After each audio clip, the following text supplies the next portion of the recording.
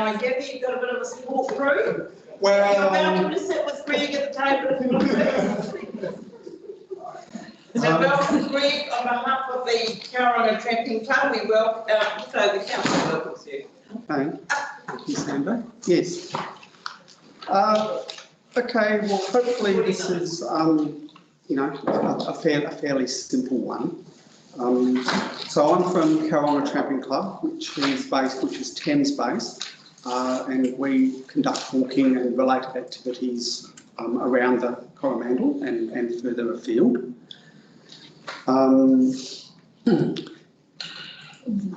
We also have several agreements relating to dock and dock tracks, and we're actually actively involved as volunteers maintaining such tracks.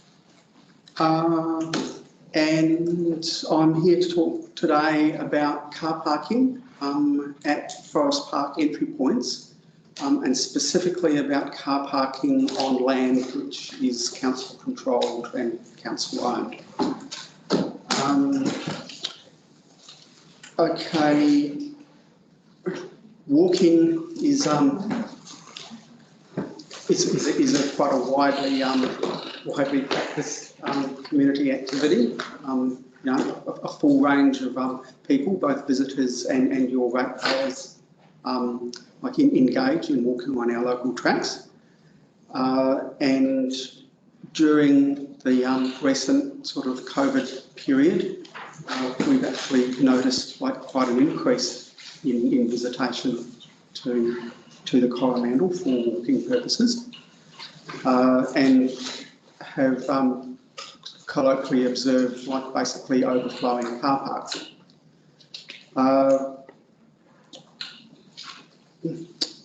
So, okay, we're saying that the numbers are up, and we have a number of mechanisms that confirm that. I mean, like we see scrubbing on the dock tracks, as in where people have walked by and like impacted the dirt and picked it apart.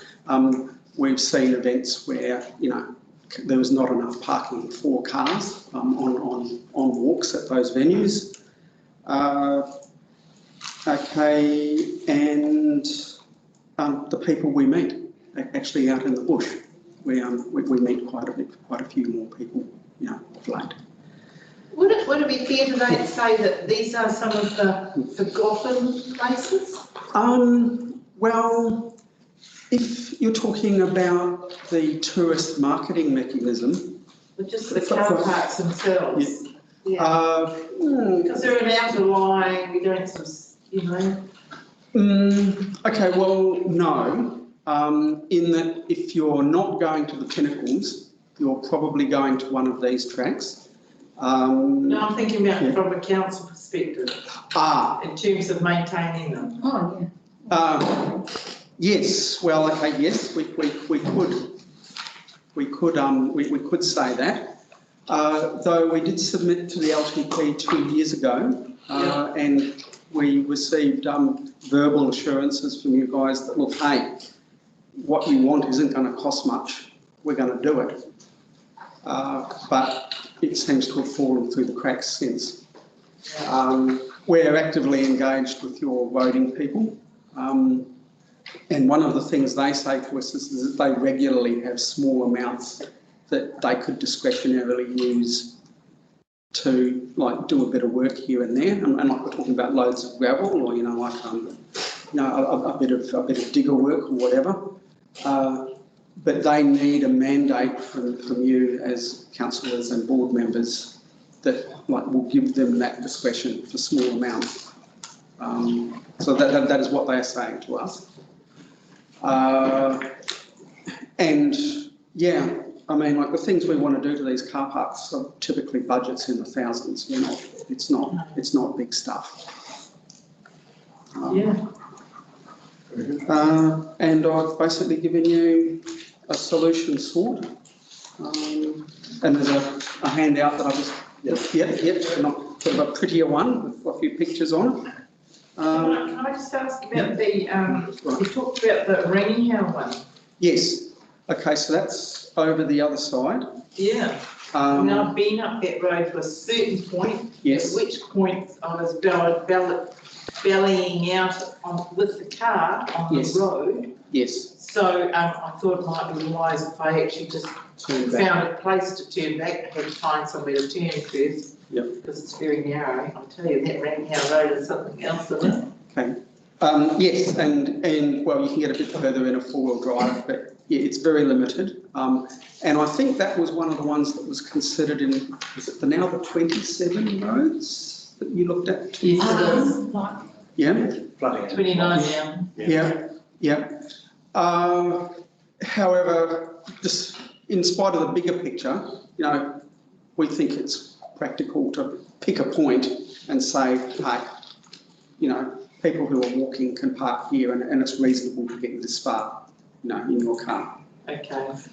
In the old road, and it actually historically was a full-on road, which goes almost to the Pinnacle School. So if you had a... From Rankow? Yes. So if you had an army ATV or a tank or something like that, you would still get through. Oh, yeah.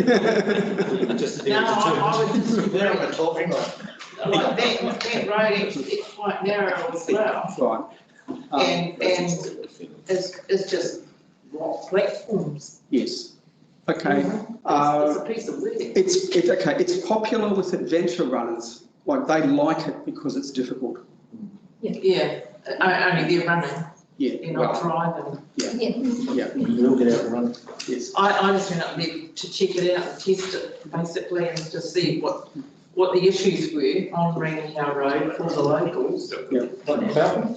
No, The fountain? the car I've got right now. Oh. Well, Cheapest of it. No, I wouldn't have taken the Falcon. Right? we don't I'll value normally, the Falcon normally too turn much. Right. Thank you. Now, at the end of these areas, like Victoria, Wyoming, and on the top of the Thames-Coromandel. at the summit, is it council land definitely? Yes. Okay. Okay. So generally speaking, Not you would. sure. No, okay, I'm clarifying. Yeah. Okay, so generally speaking, there would be actual formed or paper or at the beginning of paper road at these points. If there is a dock interface involved, and I don't actually believe it is for these four, there are some others around that I haven't included. DOC are generally very happy for council to say clear 5 metres to create some parks. I mean, it's their tracks. So I wouldn't be concerned on that front. Okay, but for those four, Of course they wouldn't be. right. They wouldn't be concerned if we did it for them either. Okay, but for those four, I'm fairly certain that it is legal well reserved. Yes. Yeah. Okay. Yeah. Any questions of Greg or Greg, any other points you want to raise? And because I asked my question. Yeah. Well, only to reiterate that solution sword. Yep. I mean, we'd like to look at the end of Victoria Road. We'd like you to look at the Waiumu car park situation, the car park at Thames-Coromandel and at Rankow, and the bigger tramping clubs that we affiliate to, school groups, community groups of whatever description, who are putting their packs on and going walking. Quite a lot of those will run a minibus now. And at those four locations, anything bigger than a car is an issue. I think it'd be quite good to look at them and just see how we can tillate it, maybe. Okay, any questions from anybody in the room? No, I really appreciate the fact that you put it back to us. Yeah. In spite of bringing it up before its previous LTP, so I appreciate that. Thank you very much indeed. Yeah. Okay. All right. Yeah. And so on that basis, any resolutions that we pass now that we have come to the end? we just need to close the hearing. So I would like to, I was really wanting to move the vote of thanks actually from Leslie and her team. I'm very aware of the hours, like 10 and 9 and 10 o'clock at night, getting this stuff done. This is my 4th one of these, and I have to say, the collation and the organisation of the submission material has been the best in my time, and indeed, I have to say the quality of the submissions that we've had have collectively been the best that I've heard. So, for me, I recognise the staff effort in this, and particularly Leslie and your efforts, because I was just saying to Larry and the team that I do know you've got generally these lights are on and off, and we know yours will be on for. You should be sending you a bill for the power you're using probably, but that's all right. I'd just like that vote of thanks on behalf of myself, at least, and council for that work. and could we please have that formally recorded on behalf of the council laws, the mayor, to our staff. But Leslie, Ariane, Eileen, and Rex, belatedly. Just kidding.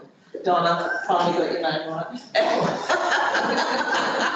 I keep calling you everyone. So thank you very much, everybody. And so I shall now, it gives me great pleasure to formally close the meeting. Thank you. Thank you all. You've done well, done brilliantly. It's been a good day. Thank you so much.